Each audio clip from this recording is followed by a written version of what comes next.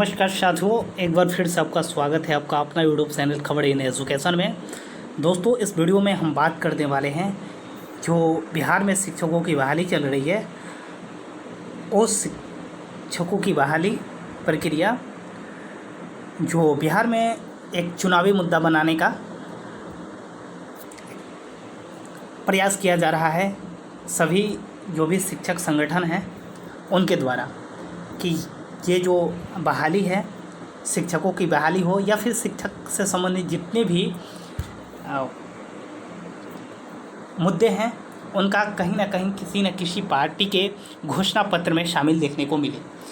क्योंकि कहने को तो कुछ पार्टियां रोज़गार की बात कर रही है, लेकिन अभी तक पार्टियों के जो मेन मुद्दे होते हैं, घोषणा पत्र होती है, उस घोषणा पत्र पे इसका भी देखने का इंतज़ार है कि किस पार्टी इन सभी मुद्दों को उछाल रही है। क्योंकि बिहार में एक बहुत बड़ा मुद्दा ये बन सकता है और इस मुद्दे पर कोई भी राजनीतिक पार्टियां अपनी एक सरकार तक बना सकती हैं, क्योंकि इसमें बहुत सारे अभ्यर्थी और बहुत सारे शिक्षकों का मुद्दा है। जो कि अगर अभ्यर्थियों की संख्या ले ली जाए तो मिनिमम आपको 4 से 5 लाख अभ्यर्थियों की संख्या है जो टीटी और स्टेट वगैरह एग्ज़ाम देकर पास हैं और शिक्षक बनने की तलाश में हैं। और अभी सूबे में देखा जाए तो करीब 1.5 लाख के आसपास बहाली चल रही है। सभी बहालियों को स्टेट और प्राइमरी शिक्षकों की बहाली देखकर और छठा चरण की बहाली देखकर लगाया जाए अनुमान तो 1.5 लाख, और इसमें करीब नहीं भी हैं तो 4 लाख के अभ्यर्थी इस पूरी बहाली में भी भाग ले रहे हैं। साथ में साथ बिहार में जो भी कार्यरत शिक्षक हैं उनको भी संख्या लगभग 4 लाख के आसपास है। और इस तरह से ये देखा जाए तो चुनावी मुद्दा काफ़ी ज़्यादा स्ट्रॉन्ग हो सकता है किसी भी राजनीतिक पार्टी के लिए। और ये तो 4 लाख हो गए, लेकिन उनके घर में अगर 8 लाख टोटल हो गया और उनके घर में अगर 4 भी जोड़ दिया जाए तब 32 लाख वोट को ये प्रभावित कर सकते हैं। और प्रभावित करने के बाद में किसी की सरकार को उलटफेर यह मुद्दा कर सकता है। तो आइए इसी से संबंधित एक आर्टिकल आज के हिंदुस्तान अखबार में छपा है जो कि बहुत ही इम्पोर्टेंट है।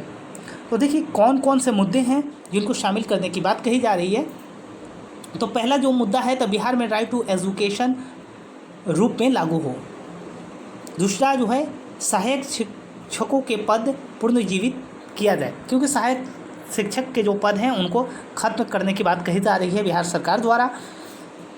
तीसरा और प्रमुख मुद्दा आरटीई एनसीटी के मानकों को पूरा करने वाले नियोजित शिक्षकों को सहायक शिक्षक, पूर्ण वेतन और राज्यकर्मी का दर्जा दिया जाए। बिल्कुल बात दोस्तों सही है कि अगर एनसीटी के सभी वो रोल को फॉलो करते हैं तो फिर उनके पेमेंट में कटौती क्यों हो रही है, उनका पेमेंट पूरा मिलना चाहिए। चौथा मुद्दा है कि बिहार के नियोजित शिक्षकों को नियमित शिक्षकों के भांति सेवा शर्त दी जाए, यानी कि जो मूल वेतन है वो मिलना चाहिए। क्योंकि हमारा देश का कानून कहता है कि अगर कोई दो व्यक्ति अगर एक ही काम कर रहे हैं तो फिर उनका वेतन जो है अलग अलग आप किस आधार पे दे रहे हैं। टीटी और एसटीटी उत्तीर्ण अभ्यर्थियों को केंद्रीकृत तरीकों में आवेदन लेकर बहाली प्रक्रिया पूरी कर जाए।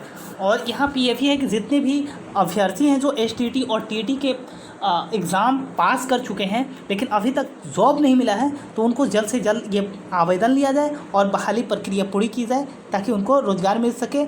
अब वर्षों से रुकी नियोजन प्रक्रिया पूरी हो, क्योंकि आप लोग जान रहे हैं कि वर्षों से जो नियोजन प्रक्रिया 94,000 प्लस शिक्षक बहाली, प्राथमिक शिक्षक बहाली चल रही है या फिर एसटीटी बहाली चल रही है, या फिर देख लिया जाए तो एक चौंकाने वाला दृश्य ये भी है दोस्तों कि 2011 के पास अभ्यर्थी अभी तक कहीं ना कहीं बेरोज़गार हैं और छठा चरण की बहाली हो रही है और उसमें भी कहीं ना कहीं किसी न किसी बहाने को लेकर उसकी भी ज्वाइनिंग लेटर रोक दी गई है। अब देख लीजिए यहाँ पे बहाली की प्रक्रिया नहीं हुई अब तक पूरी। शिक्षक संगठन द्वारा शिक्षक बहाली को भी मुद्दा बनाने की मांग कर रहे हैं। कई सालों से शिक्षक बहाली पूरी नहीं हुई है।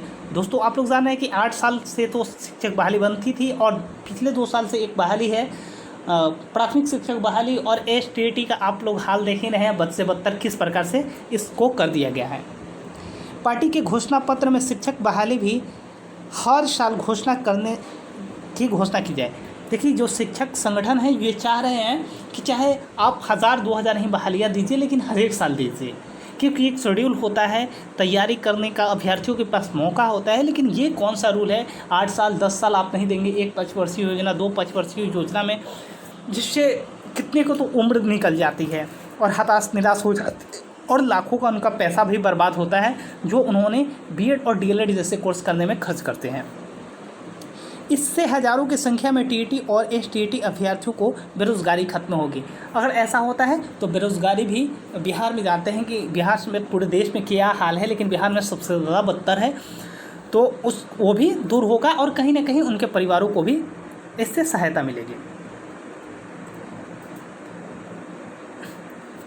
यहाँ पे आप घेरे में देख पा रहे होंगे कि पार्टी के घोषणा पत्र का कर रहे हैं इंतजार, शिक्षकों की मांग अब बनेगा चुनावी मुद्दा। तो एक बहुत बड़ा चुनावी मुद्दा आपको देखने को मिल भी सकता है, क्योंकि बेरोज़गारी देख लीजिए। यहाँ पे जो तेजस्वी यादव जी हैं आरजेडी प्रमुख, तो उन्होंने ये कहीं ना कहीं बेरोज़गारी को प्रमुख मुद्दा बनाया है और कहीं ना कहीं उनको इसका फ़ायदा भी इस चुनाव में देखने को मिल सकता है।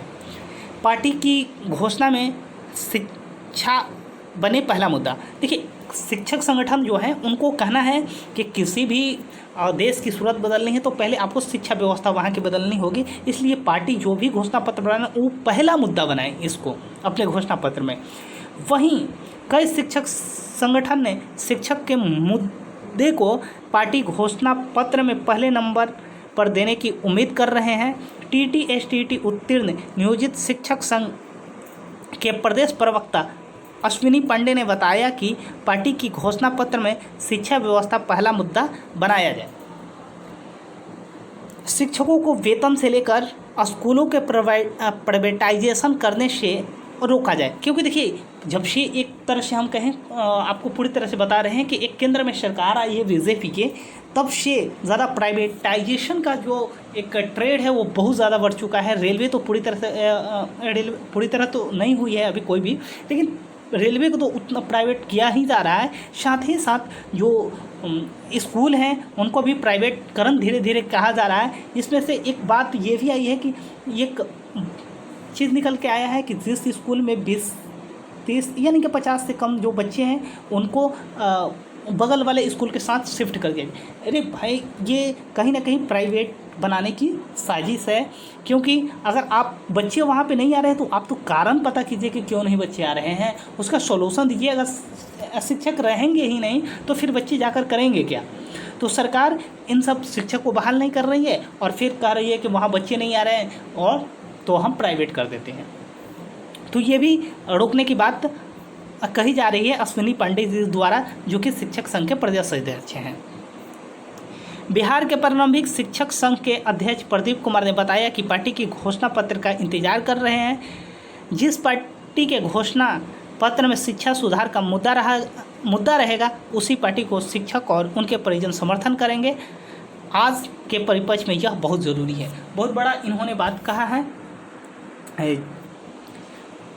प्रदीप कुमार जी ने, जो कि बिहार प्रारंभिक शिक्षक संघ के अध्यक्ष हैं, कि जो भी पार्टी, देख लीजिए शिक्षक जो हैं ये किसी पार्टी से ताल्लुक़ नहीं रखते हैं और ये उन्हीं पार्टी को वोट देंगे और ये आह्वान भी करेंगे कि जो लोग अपने घोषणा पत्र में शिक्षक संबंधी और शिक्षा संबंधी मुद्दा को पहले उठाएंगे, शिक्षकों के मुद्दे को उठाएंगे, जो बदहाल स्थिति है शिक्षा की उसे अच्छा करने की बात करेंगे, हम लोग उन्हीं को वोट देंगे तथा हमारे जो परिजन हैं वो भी उन्हीं को वोट देंगे। अब दोस्तों आते हैं एक बार फिर से इस खबर को पूरा सारांश हम लोग देख लेते हैं और समझ लेते हैं। बिहार विधानसभा चुनाव में लोगों की उम्मीद पार्टियों पर लगी हुई है। हर वर्ग अपने मुद्दों को पार्टी के घोषणा पत्र में देखना चाह रहा है। ऐसे में बेहतर शिक्षा और शिक्षकों की बेहतरी के लिए प्रदेश भर में शिक्षक संगठन एकजुट हो चुके हैं। शिक्षक संगठनों की माने तो जिस पार्टी के घोषणा पत्र में शिक्षा और शिक्षक के बेहतर करने के मुद्दे शामिल होंगे उस पार्टी को सहयोग किया जाएगा। इसको लेकर शिक्षक संगठनों ने राजनीतिक पार्टियों को भी जानकारी दे दी है। बिहार राज्य प्राथमिक शिक्षक संघ के अध्यक्ष ब्रज नंदन वर्मा ने बताया कि बिहार के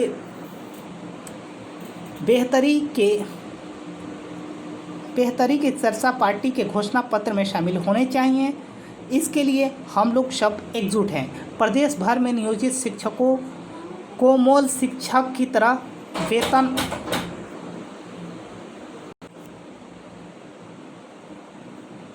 पार्टी के घोषणा पत्र का हम लोग इंतज़ार कर रहे हैं। हमें उम्मीद है कि पार्टियों के घोषणा पत्र में शिक्षक और शिक्षा मुद्दा रहेगा। तो दोस्तों, एक बहुत ही खबर, जो भी अभ्यर्थी या फिर जो भी शिक्षा विभाग से ताल्लुक़ रखते हैं, तो दोस्तों यही थी न्यूज़। अगर आप पहली बार इस चैनल को विज़िट कर रहे हैं तो प्लीज़ इस चैनल को सब्सक्राइब करके बेल आइकन दबा लें, ताकि और साथ ही साथ ये वीडियो ज़्यादा से ज़्यादा शेयर करें, ताकि बिहार में जो चुनाव है अभी वर्तमान में, इसका बहुत बड़ा मुद्दा बन सके। और अगर ये मुद्दा बनता है तो पूरे बिहार के लिए, बिहार के अभ्यर्थियों के लिए, बिहार के शिक्षकों के लिए तथा पूरे बिहार का स्वरूप के लिए एक अच्छा होगा अगर ये मुद्दा बनता है तो। इसलिए इस वीडियो को ज़्यादा से ज़्यादा शेयर करें। थैंक यू, धन्यवाद।